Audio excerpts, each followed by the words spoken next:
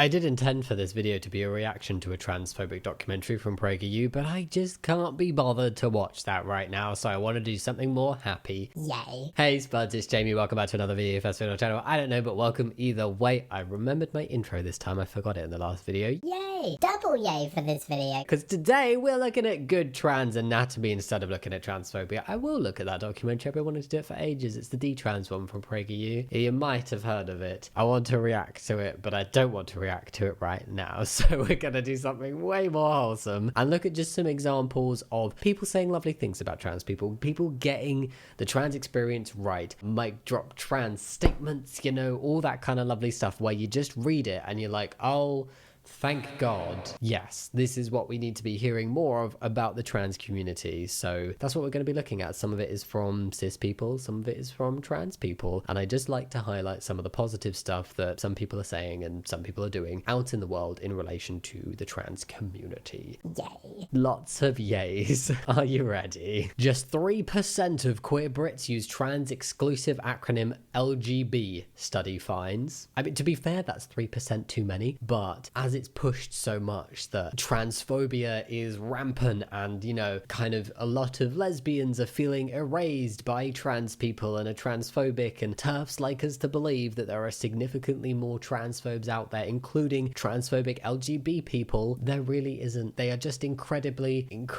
loud, and transphobes pick out anybody that they think can spread their message the furthest. So if somebody is a detransitioner or if somebody is cis and LGB+, they are automatically like put on a pedestal and like, You will spread our message. because people will listen to you more. Cis straight people who don't know anything about the trans community, they're like, hey, this LGB person is telling me these things about the trans community, and that is a place of authority because they are part of the community themselves, just not the trans one. You know, close, but not quite right. But in reality, what is going on is very small numbers of people, particularly very small numbers of LGB people, are transphobic, and it's just greatly extrapolated by transphobes to, I don't know, push their message further, create fear, whatever odd reasons they have. Anti-drag bigots promised 300 protesters at Edinburgh Fringe.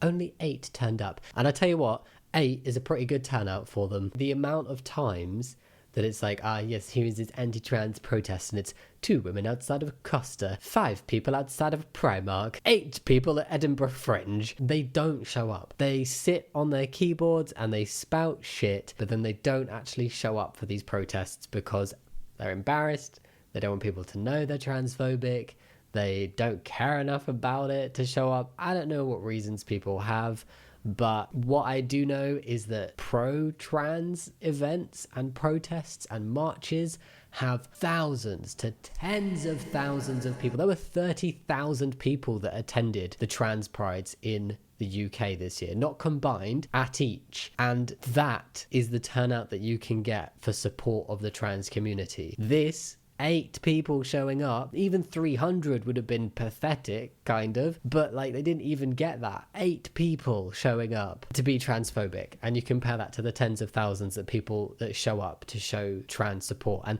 thousands of those people are not trans themselves, they are there as allies. Again, just to highlight the bigots are just really loud right now, but there's still not that many of them. Wales government to redefine women to include trans women in landmark gender laws. I don't know how this turned out, but it's a step in the right direction for them to think about it, and it's just, do you know what? Yes, the definitions of things get updated all the time, and if things now exclude part of that group that should fall under that definition, then yeah, it needs updating. Because what you're doing, if you're just like, I'm relying on this 100-year-old definition of something to peddle my bigotry, it's like, okay, great, why don't we rely on 100-year-old medicine and see how long you live? That's not the right kind of logic, because times change, loads of things change. If you want to be stuck in the past with one thing, then put that on everything in your life. Don't use supermarkets. Grow your own food. Don't have antibiotics. You know, like, just stop being silly and accept that science progresses, technology progresses, the world progresses, language progresses, and we as a society should be more open-minded and accepting of different people. And a lot of people are going in that right direction. Some people just refuse to move with the times. Go start your own little island that is stuck in the past, working off of basic biology. Australia's Lesbian Action Group refused permission to exclude trans women from events.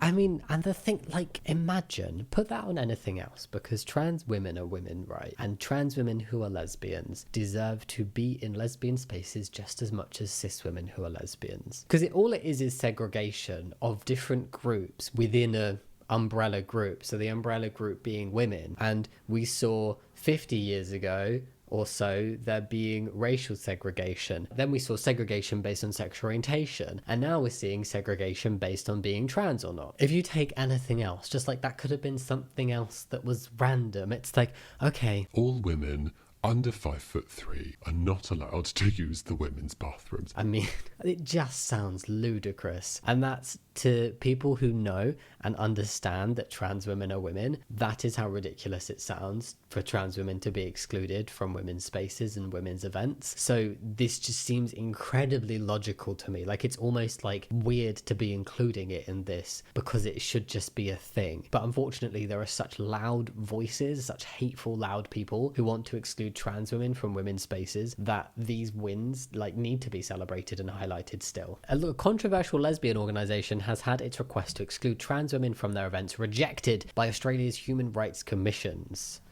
I mean, like, personally, I wouldn't want to go near that organisation if that's kind of how the members are feeling. But at the same time, I would want to be like, see, you can't exclude me. Not that I'm a trans woman, but if I were, I'd be in two minds as to whether I'd actually want to be involved or not. Sandi Toksvig slams anti-trans bigots claiming to be radical feminists. Yeah, they're not feminists at all, are they? Writer, comedian, and all-round lesbian icon Sandi Toksvig has spoken of her heartbreak at the intense anti-trans rhetoric currently at play in the media and politics. It's so important because there are loud, powerful voices speaking up and being transphobic and causing a lot of damage with that and really spreading that rhetoric. We need people who are not trans but who have powerful voices, or voices that can hit into mainstream media, to speak up, to be pro-trans, to call out the bigotry. So thank you, Sandi Toksvig. This is very important. She said, "I could weep. I don't get it. It's beyond me." The former Great British Bake Off host said, "When the feminist movement started in the 60s and 70s, lesbians were often excluded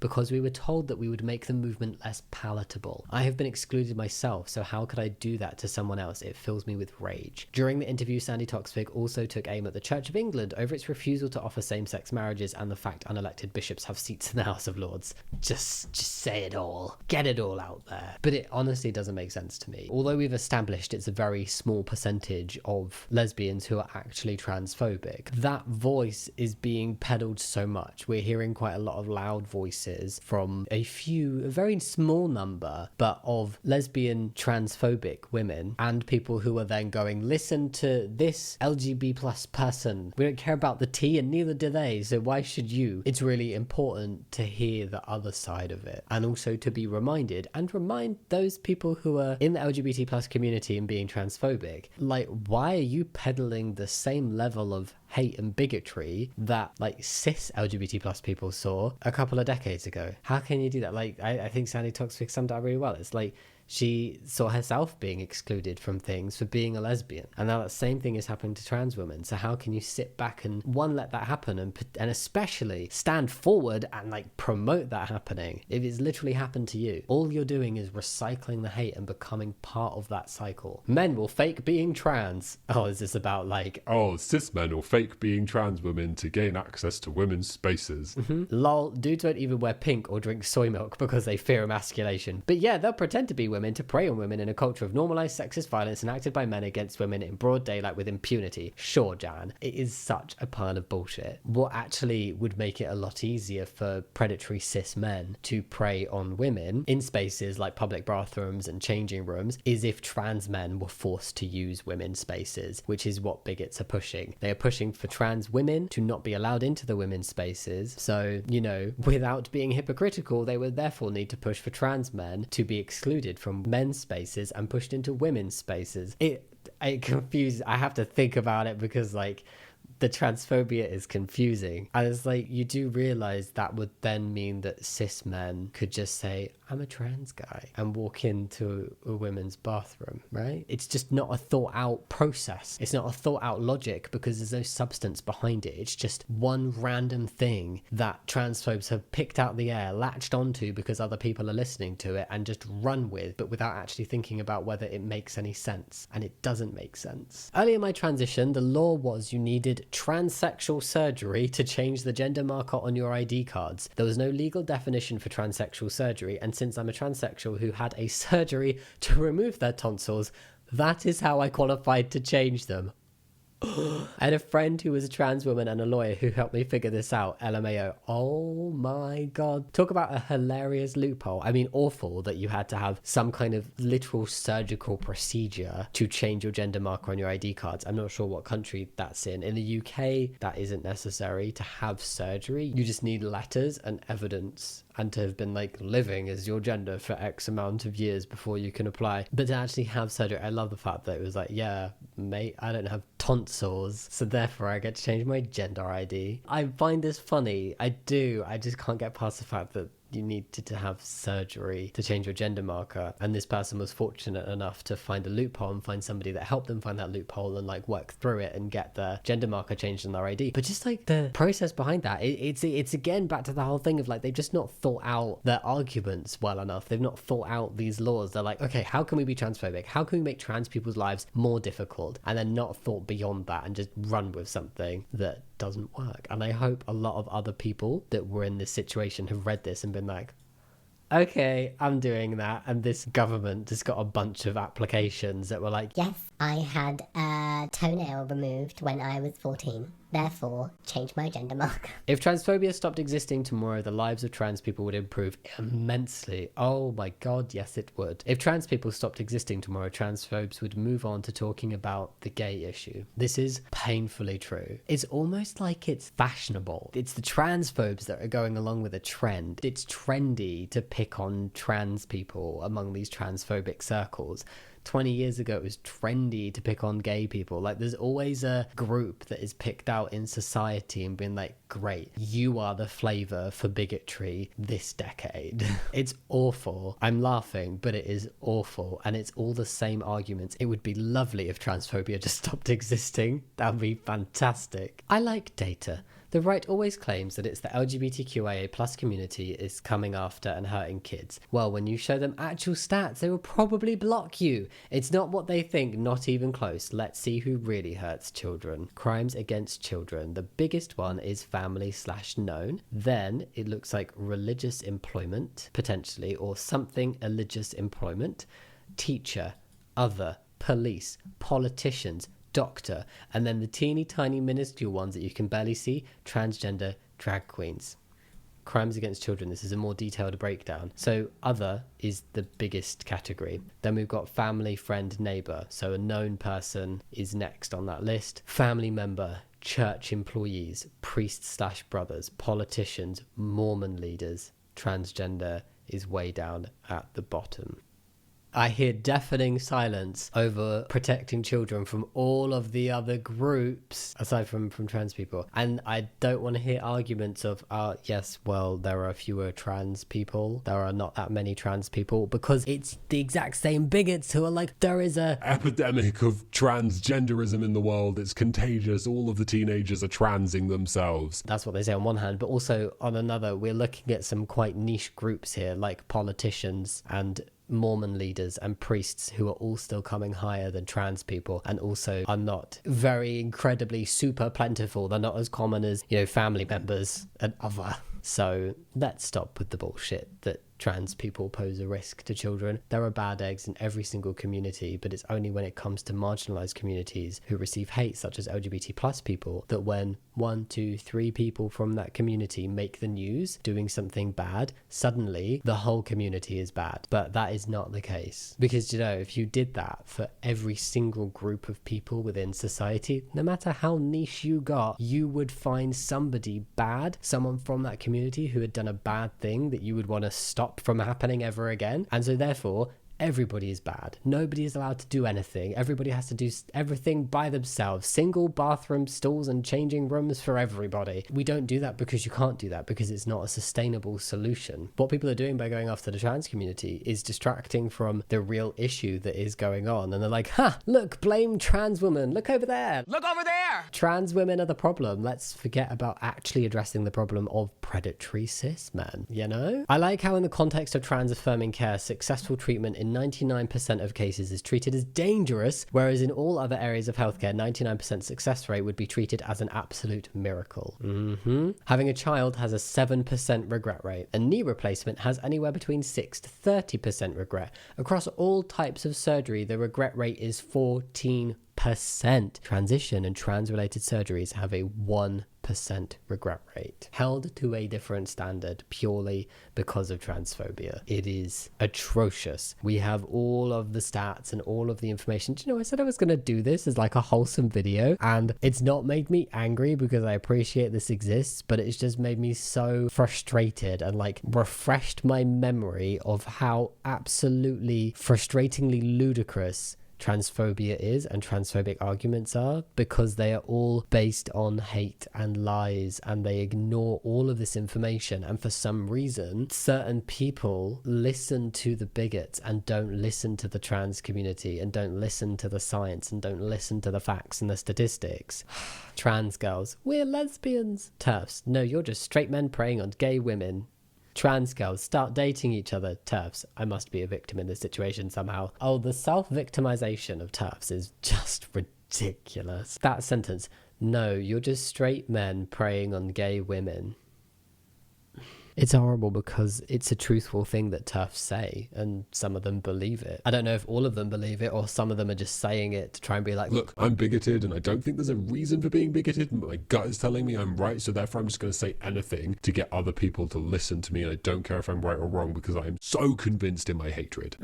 I must be a victim in this situation somehow. you're trans and you're not bothering my life whatsoever, but it's me. I am being hurt. If you can call Pokemon different names after they evolved, have the same energy for trans folks, honestly, it's that simple. Honestly, it is. If you can change the pronouns you use for an animal as well after being corrected, or a baby, I get the habit thing. If you know somebody and you've known them for a long time, sure, cool. Take your time, put in your effort, you're gonna make mistakes. But if you're purposefully misgendering a trans person, especially a trans person who you've just met and there's no reason for you to misgender them accidentally even, or you could never use that as an excuse because you've only known them by these pronouns they're using now, like people who online misgender me and they don't know who I am. All they see is my videos, and it's weird. It's not a case of it being, oh no, I don't want to respect anyone's pronouns, or like I don't believe in pronouns, or it's just really difficult. No, you just don't like trans people. You can't be bothered to put in the effort for trans people. If you put 100 trans men and 100 men on an island, you will find 200 male skeletons years later. Yeah, I mean, like regardless of where this argument goes, I'm just like, you kind of just find skeletons, aren't you? Who gives a shit? They're all dead. Well, you know this thing about trans. Now, people always say, oh, you mustn't talk about trans. Well, that. I'm going to talk about it. I was very keen on grammar. And so when people started talking about pronouns and that they wanted them and not he, she, I thought, what the heck? Talk about it's clear, it's grammar, it's the structure of language. But I met a wonderful actress in Australia, Zoe Tarakis. Do you know? I mean, she's a brilliant actress, and she's trans. And she had a discussion with me about it, and she said, "What does it matter to you if you can make somebody happy by calling them they instead of he or she? Why not do it?" And I thought, that's right. It doesn't matter about grammar. Feelings before grammar, but also they, them as a singular isn't grammatically incorrect. If you can make someone happy and give them a sense of themselves, then do it. Absolutely. And so I'm now somebody who uses they and all the rest of it. Whatever they want me to say, yes, I'll say it. This is very sweet. This is very sweet. I've seen Miriam Margoyles, I believe is her name, if I said that correctly. I've seen her in a couple other clips to do with trans topics. You can tell she's accepting, but definitely doesn't always use the right language. It absolutely like the aunt you visit who's like, I love you and I accept you no matter what, and then just occasionally says completely the wrong thing. But that's okay, because clearly she's very happy to learn, and there is nothing wrong with accidentally saying the wrong thing or just not knowing what the right thing is to do, as long as you are willing to listen and adjust based on new information. What I will say is funny is at the beginning, she says, you mustn't talk about trans, using trans in completely the wrong way. It would be trans people. It's an adjective. You can't just say like, ah yes, talking about blue, talking about tall is talking about tall people, talking about blue colors or like blue shades, I don't know, talking about trans people, because like that is grammatically incorrect the way she's using it in the sentence, but they them as a singular is not. But I'm just being pernickety. I appreciate the learning journey that she's willing to go on, and the fact that, yeah, what does it matter to you? If it makes somebody happy, if it's who they are, then who are you to tell them they are wrong? And who are you to disrespect them and refuse to call them their name or use the correct pronouns? Because they are showing you the courtesy of the correct name and pronouns, so why are you not returning that?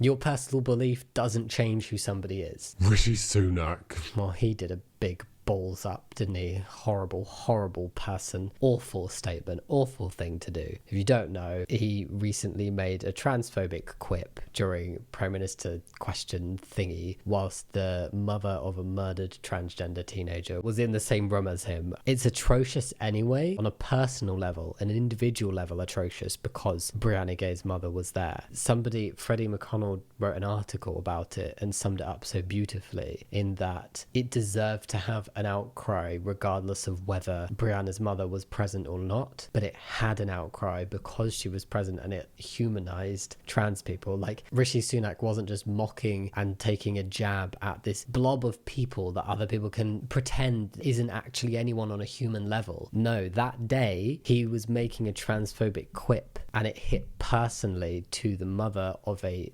murdered transgender teenager, and that's who it's been put on. And like, you just, what the hell? I think it's awful that it's happened, and I hope that if any good can come out of something so terrible and somebody saying something so horrible and just generally saying things more over and over and over again that is horrible, I hope that it's that other people start to listen and realize how atrocious it is to say those things. Anyway, this is from a little while back when he did another thing that also hit quite wide. But Rishi Sunak is more unpopular than ever after anti-trans comments at Tory conference. This guy can't seem to turn off his tap of transphobia, and I really hope it's starting to get through and people are starting to pay attention and be like, do we really want a transphobe leading the country? Like, you know, this isn't going to be his only problematic opinion as well. It definitely isn't his only problematic opinion. And I think the decrease in popularity was due to other things as well, but it was nice to see it happening, and partially to a response of him being transphobic, yes.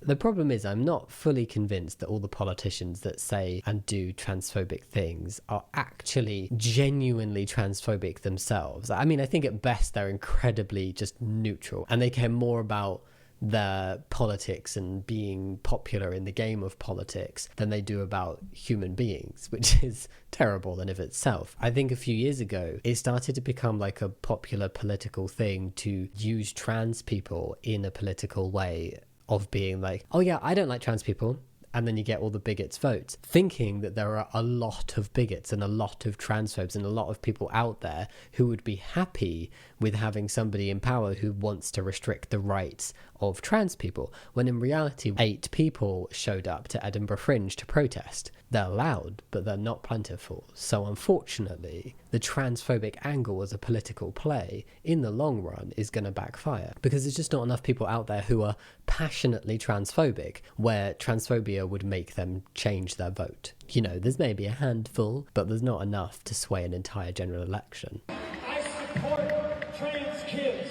Thank you. Trans grown-ups. Thank gay, you. straight, lesbian, whoever, is because I know when I was growing up, I didn't fit in anywhere. But it was because of the clothes I wore, what my hair looked like, the music I listened to. Those are all things I could rectify. I could cut my hair, I could listen to jazz, I don't know what. But to be somebody who's gay, lesbian, especially trans, I don't know what it feels like to be trapped in a body that I don't feel I belong in. That is why I support that. Support trans kids. Support gay and lesbian rights. I want everybody to be... Okay, this is not the kind of environment that I expected to see this in, and there was a lot more whooping. I was like, I want to wait to hear the crowd reaction, and there's actually quite a lot of cheering. I'm pretty sure there were like some booing undertones in there as well, but I appreciate that. I think it's important that we're seeing pro LGBT plus messages reaching out into spaces that you normally wouldn't expect to see them in, especially just like this wrestler dude being like, I support trans kids. Not on my bingo card of trans related things I thought I would see this month or even this year, but lovely to see. I hope it starts kind of breaking down the stigma over being trans inclusive and trans positive, and it being like, oh yeah, I don't need to be transphobic to fit in.